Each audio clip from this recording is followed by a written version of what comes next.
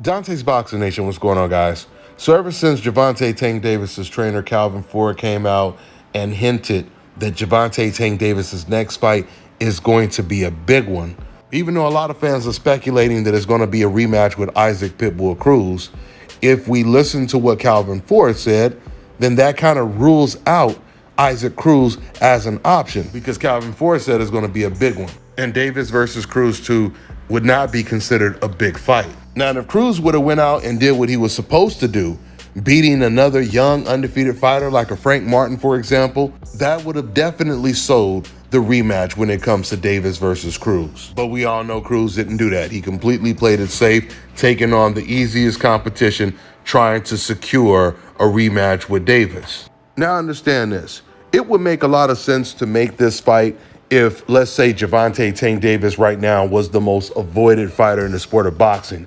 He's calling out everyone, and no one wants to fight him except for Isaac Cruz. Then in that situation, this fight would obviously make sense. But that's not the case. So the other possible opponents would be Frank Martin and Teófimo López. Now, Frank Martin has completely went ghost. He has been completely silent ever since he pulled out of the fight with Stevenson. Teófimo was silent for quite some time as well, and that's extremely rare for Teófimo to be silent. But Teófimo, he recently broke his silence, and he just said this recently. He said the reason why the Gervonta fight won't happen is obviously they have their plan of what they're going to do with Tank.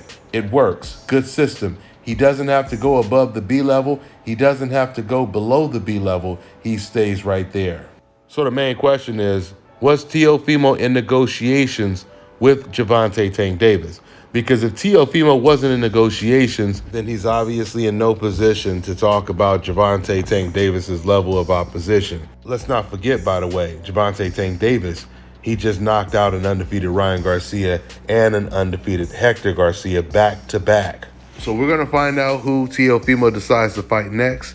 Since he talked about Gervonta fighting against B-level fighters, is he going to be fighting against an A-level fighter?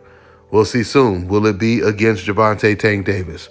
We will see soon. That's all I got for now, guys. I'm on to the next one. All right, now check this out, guys. If you're looking to repair eczema scars, burns and bruises, dark spots and blemishes, The fever blisters, diabetic ulcers. this right here is the perfect product for you guys. It's called LO Key Face and Body Oil. Athletes and top-ranking boxers, they're also using it after training to reduce swelling, inflammation, and to ease the pain. So get yours today. Go to LODkey.com. Like them on Facebook and follow them on Instagram. Let me tell you guys about Issa Israel Law Firm. It is a full-service legal practice based in Denver, Colorado, an emerging hub for combat sports and high-altitude training. If you're a fighter inside or outside of the ring and you need a law firm you can trust to fight for you, visit thefighterfirm.com or email help@iilawfirm.com. Legal representation is usually limited to plaintiffs or defendants in Colorado, but iFirm can help anyone in the world with trademarking their business name, logos, and U.S. immigration issues. This brother has been my attorney for a while and helped guide me through all kinds of business and civil issues, so make sure you guys go to thefighterfirm.com.